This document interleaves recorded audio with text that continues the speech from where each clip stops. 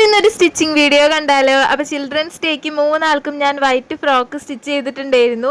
അപ്പൊ അതിന്റെ വീഡിയോ ആണ് കേട്ടോ.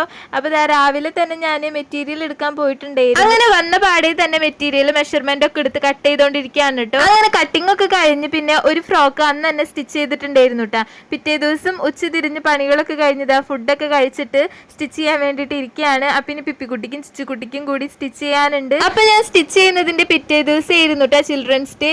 ഫുള്ളായിട്ട് സ്റ്റിച്ച് ചെയ്ത് കഴിയുമോ എന്നൊക്കെ ടെൻഷനിലായിരുന്നു. അങ്ങനെ രാത്രി ആയപ്പോഴത്തേനും 2 ഫ്രോക്കും കഴിഞ്ഞിട്ടുണ്ടായിരുന്നു. ശരിക്കും പറഞ്ഞാൽ ചിൽഡ്രൻസ് ഡേക്ക് ജുബ്ബി ആയിരുന്നു കേട്ടോ വേണ്ടത്. പക്ഷെ എന്തായാലും വൈറ്റ് ഫ്രോക്ക് ഇൻഡിപെൻഡൻസ് ഡേക്കും വേണമല്ലോ, അത് കാരണം ഞാൻ സ്റ്റിച്ച് ചെയ്തതാണ് കേട്ടോ.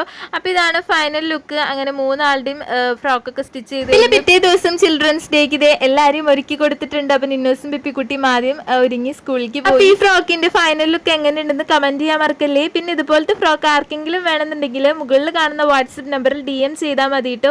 10 ഉള്ളൂ.